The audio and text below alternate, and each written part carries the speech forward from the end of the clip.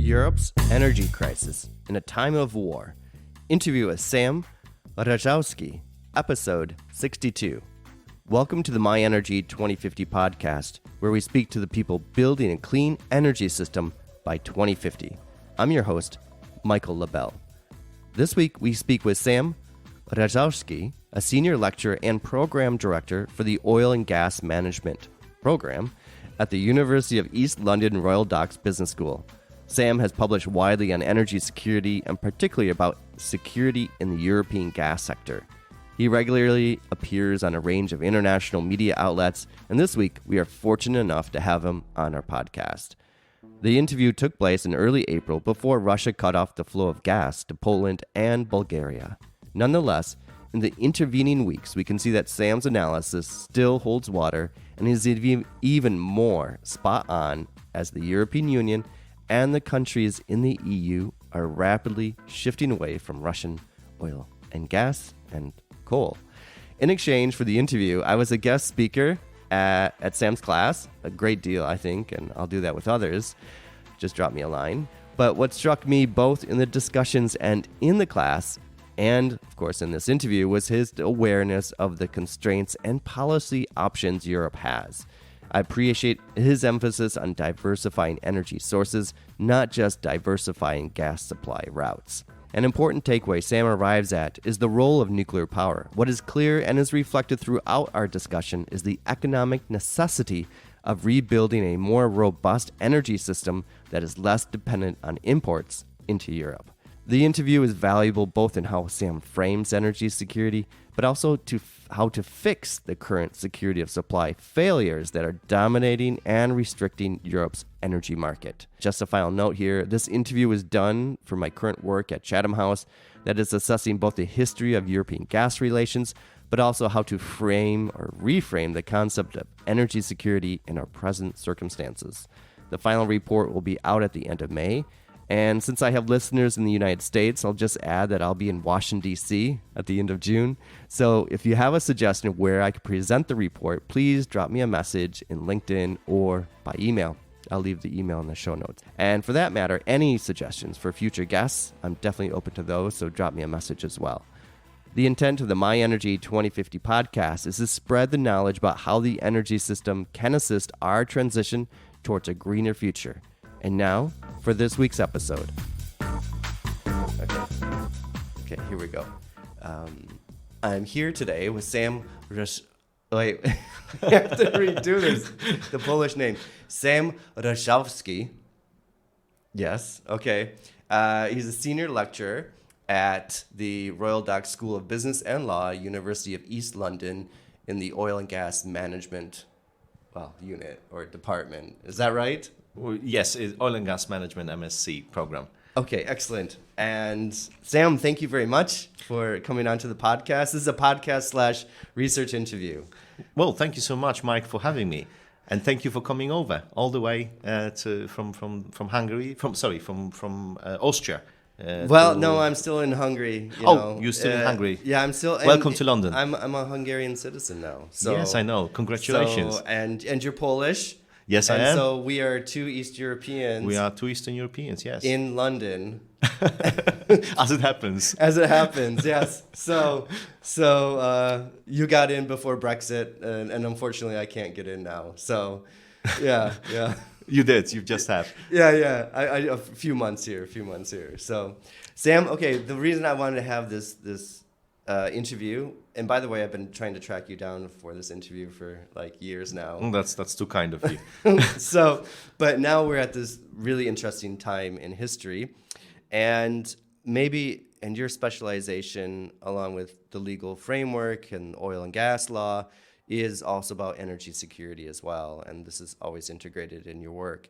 So I just want to start off with some basic questions, and this also ties into the research I'm doing, trying to make sense of how the policy environment has shifted in the EU now that Russian oil, gas, coal is basically the EU is trying to cut it off and embargoes on it, and other countries not buying it. So my first question, is very basic, is what is energy security? Thank you so much for this question. And I mean, there's a obviously classical definition of energy security, the one that we got used to probably more than a decade ago, when energy security was very much discussed because of natural gas, because of the role of Russia in supply of natural gas to European Union. And actually quite a lot we know about energy security in the European context is actually to do with natural gas. I mean, in the US, energy security often was associated with oil and dependence on oil and the Middle East. But actually, here in Europe, the focus for over a decade, well over a decade, has been on natural gas. This is because of the challenge of supplies, which, as we know, the country you coming from, Hungary, is actually very dependent on natural gas supplies, as well as the EU overall. But energy security it can be understood both from the short-term perspective and long-term perspective. So short-term perspective is essentially ability to weather the storm. If you look at OECD countries or NATO countries, we understand the short-term security of supply or energy security as ability to sort of function economically, societally, politically within sort of up to 3 months. But we also understand that energy security is also a concept that could be a strategy, how to be secure in terms of energy supplies.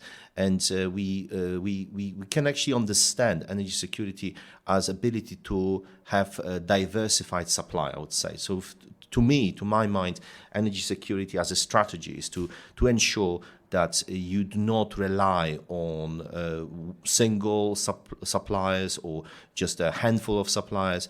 You have all sorts of options on the tables, and not just in terms of natural gas. You also have a diversified supply of various energies, not just hydrocarbons, but increasingly new energies. So and obviously conventionally, it's also about making sure that it makes economic sense, that is, it's market based. Although these days I'm not sure to what extent this holds truth. It's secure and it's environmentally sound. Then again, I'm not sure to what extent this is the priority at this very moment. At this very moment, it seems that we are sort of back to 2000s, aren't we?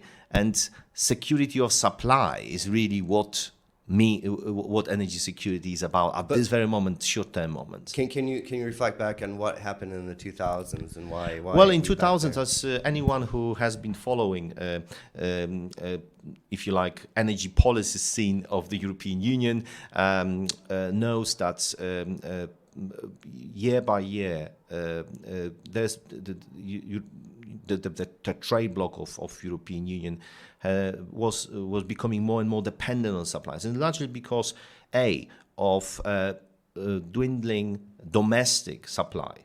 So back in the day, there used to be substantial supply available domestically from producers in the Netherlands, in Denmark, in Britain, but this has changed, and largely to do with economic development, greater energy needs, and increasingly more supplies started to come from outside of the European Union. So if you look at the European Union as an international organization, quite a lot of what European Union has done externally has been both about energy and environment.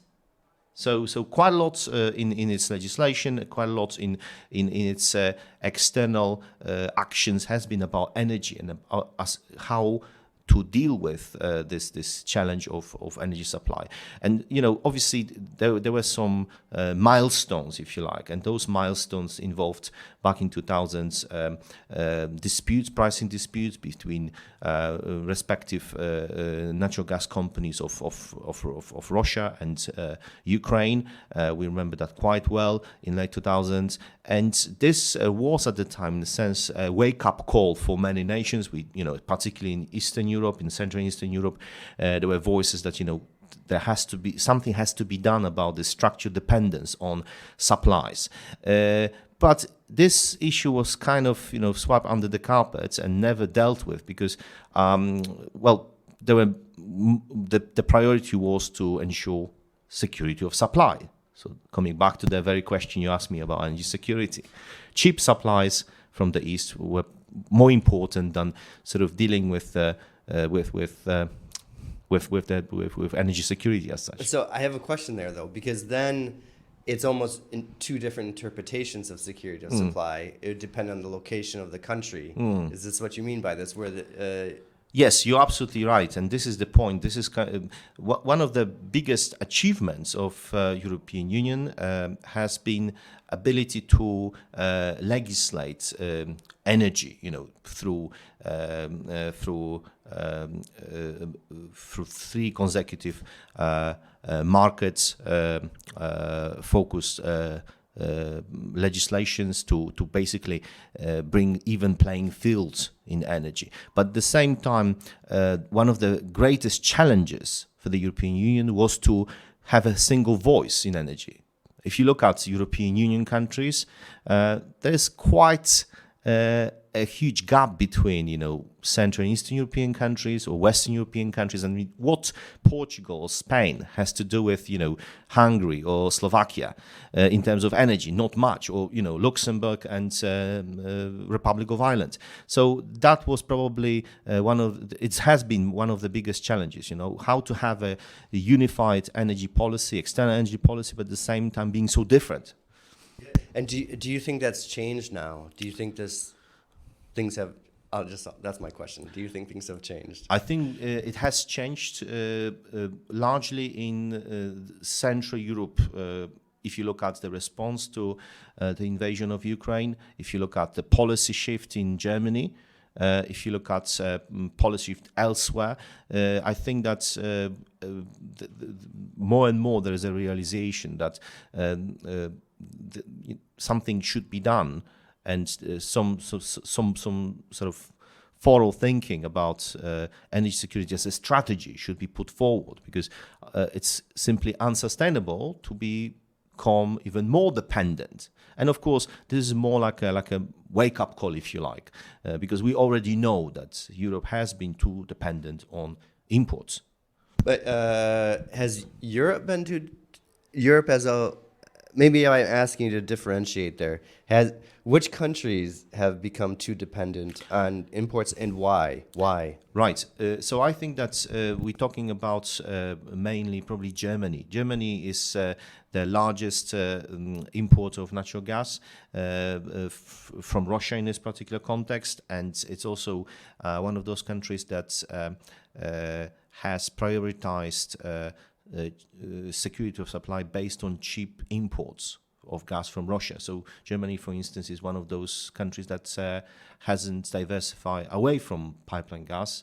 They are yet to build a first liquefied natural gas terminal, something which has been on the policy agenda in other countries for quite some time. And if you look at Poland or Lithuania, they've done that. So I think that this is probably an important moment, and it already has happened. I mean, the shift in Germany is spectacular. If we had this conversation 2 years ago, we wouldn't have guessed that this is going to happen. Yeah, and maybe this is the issue at us today, is that no one would have guessed this would have happened. And I guess we can't blame ourselves or other people that watch closely the situation and the relationships between Russia and the EU countries. But now we find ourselves in this situation, and maybe I'm going to ask you a hard question that I don't have an answer for, but what are the options? Like, for example, with Germany, I mean, there's this great fear, or I would say this general sense that all the countries, and there's a call, of course, to get away from everything Russian, but in a practical sense, how can this transition away happen or be sped up? Do you have any ideas? Well, there's, as you said, there is no single answer, but I think it's more about realization that dependence is not a good thing. So to be over-dependent is not a good thing. And we also realized that during the COVID pandemic, when we realized that, up to 75% of all manufactured products that surround us come from one country. I mean, putting all the political issues aside, I mean, this is not sustainable, because if something happens, if supply chains are affected, this affects us all. So the same goes with energy. So to your question, I think in a long-term perspective, and mid to long-term perspective, we will witness acceleration of energy transition. So it seems that this is going to be the focus. Energy efficiency and demand reduction, we already are witnessing it. And I think that this is something which, if you look at Germany, the response of the German government ahead of the of 1st of April has been sort of preparing citizens that that there might be some hard choices to make, but short term, indeed, it's very difficult to do something about that. But I think nuclear energy is probably going to come back. If you look at the British government, what the British government is saying, it's clear that nuclear energy, particularly the smaller modular nuclear reactors, are going to be one of the responses to energy crisis. But we are likely to pay with the energy crisis in this short-term perspective, and our lives are already changed, and they are likely to be affected. As a legal scholar, I'll call you a legal scholar. I'm not a legal scholar, but you can call me. I like it.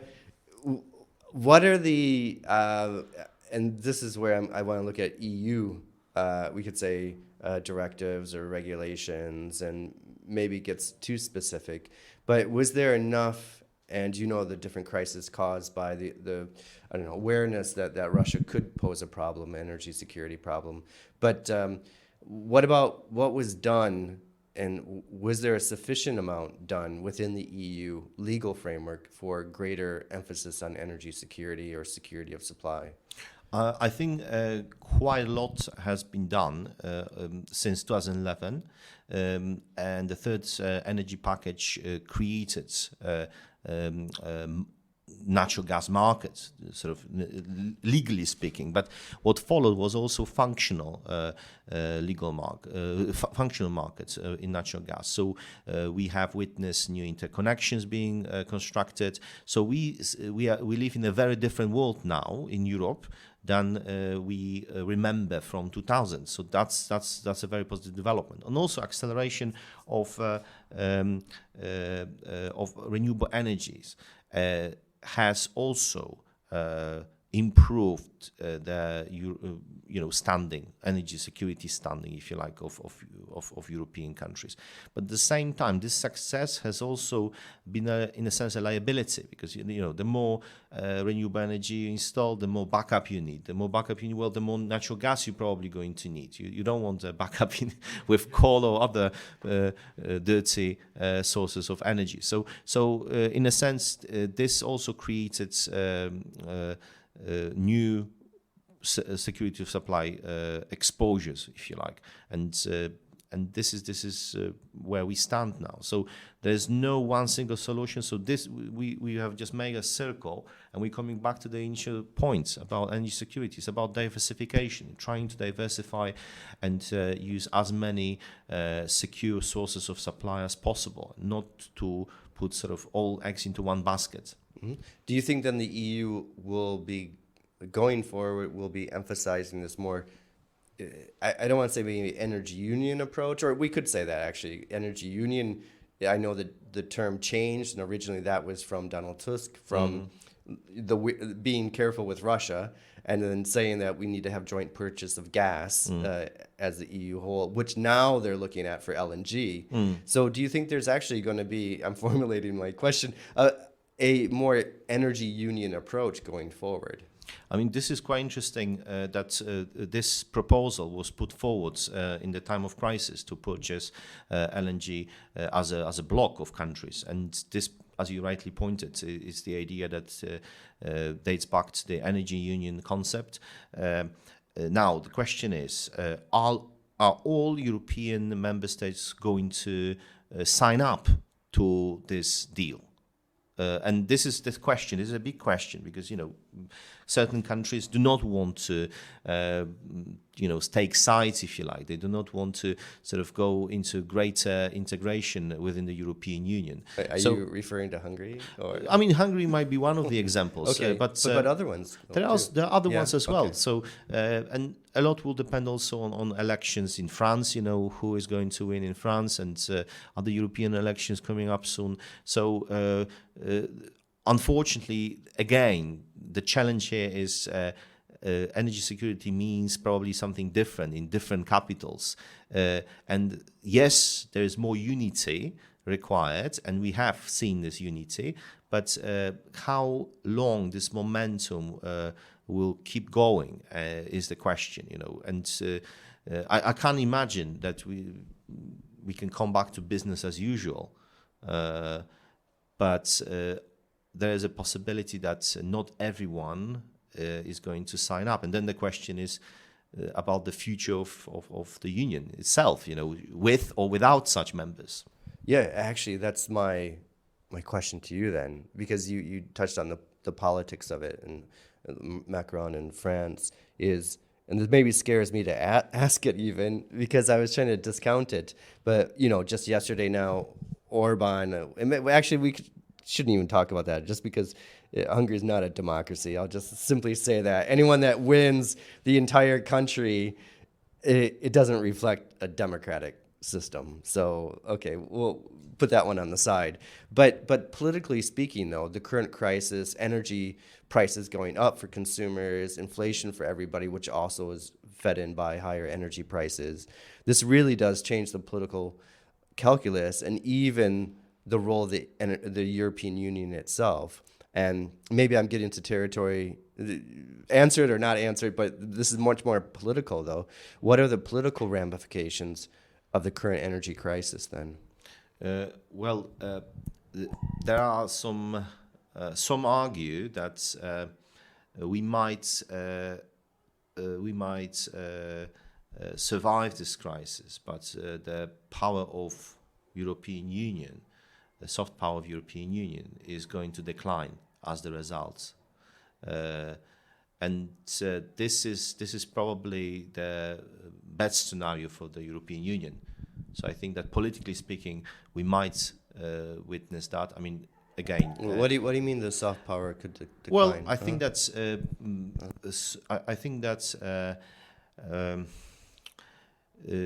it is going to have an effect on economies of European countries, and also it may make European Union less attractive in this sense as a destination for investments. I mean, we shall see how severe this is going to be, but and obviously developments are really fast. It's almost impossible to keep pace with the news. First we had this deadline last week. Now we see what's happening, what sort of ideas are floating.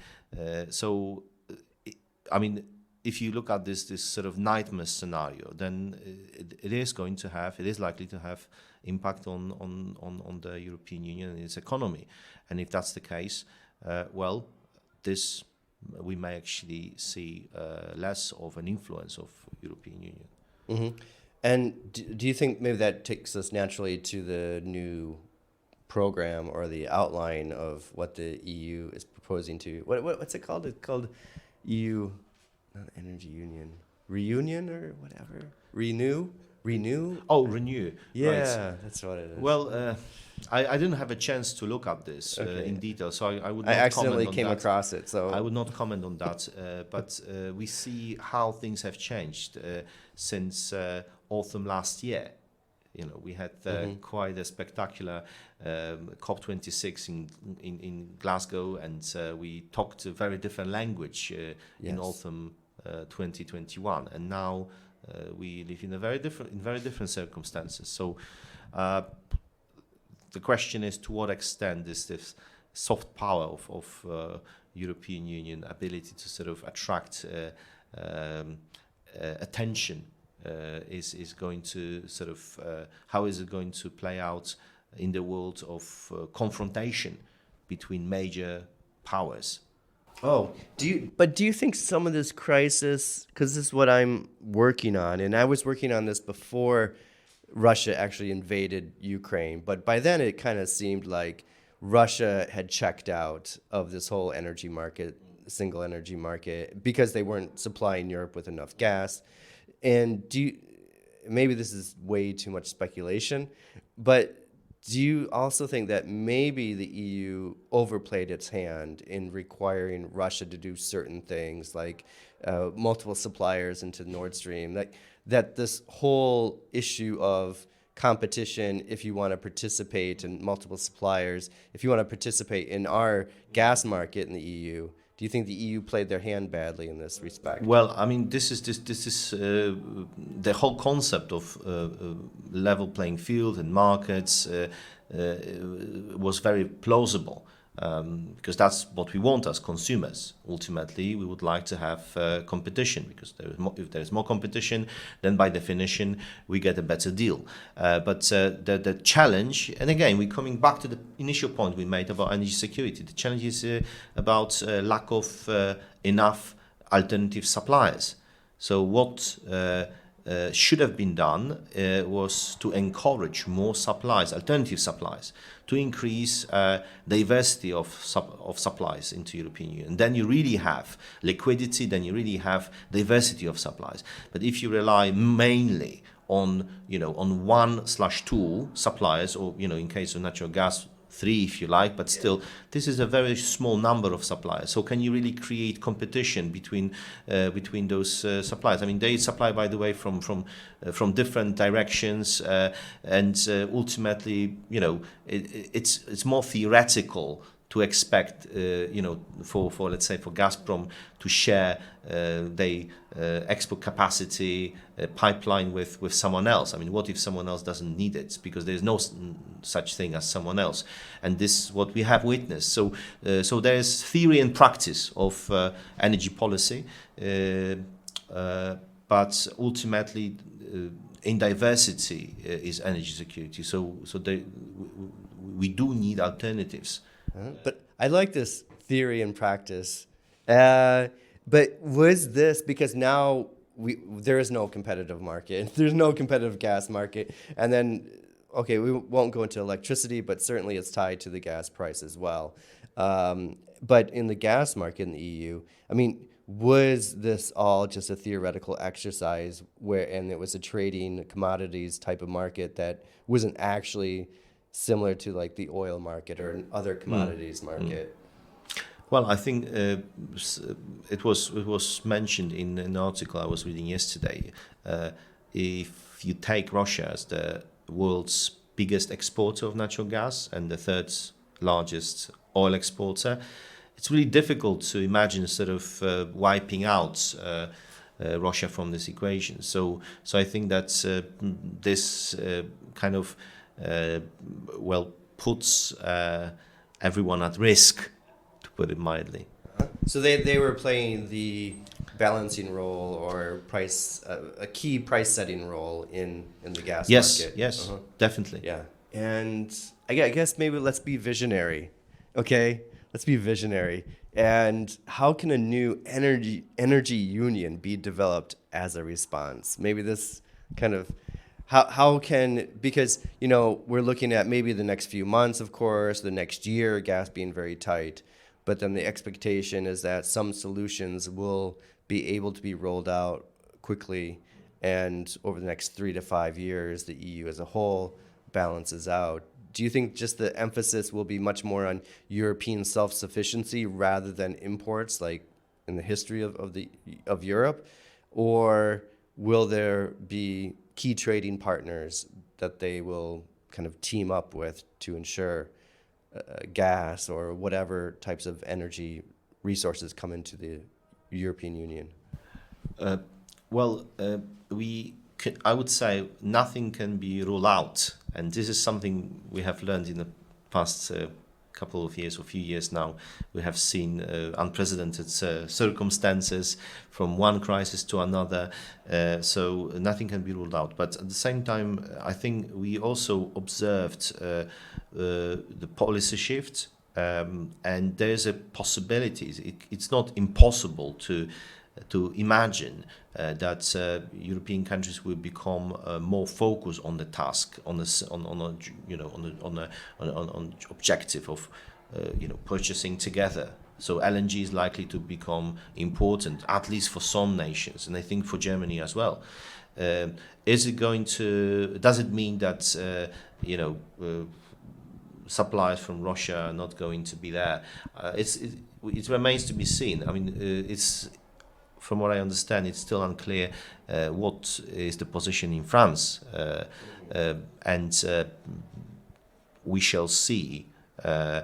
But the result is likely to be more focused on LNG in the short-term perspective. But in the long-term perspective, this is likely to be a union of more nuclear energy. So we're coming back to pretty much the origins and acceleration of renewable energy, it seems to me. But now the question is how costly this is going to be, and whether this will be at the cost of other sort of things that we enjoyed and have taken for granted. And I think that it is likely to be the case. If you look at the costs of commodities, if you look at the cost of raw materials, they are going up.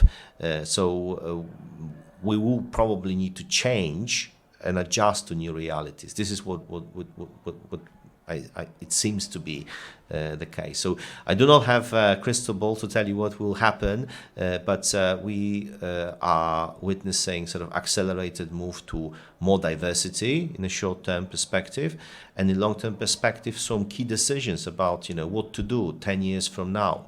And it seems that there is a great nuclear revival, and that would also work hand in hand with transition to electric mobility, for instance, which we talk so often about. Yes. Okay, Sam, thank you. Now we got to get to your class. Thank you so much for having me, and welcome again, and it was good to be on your show. Perfect, Sam. Thank you very much. Thank you. Good.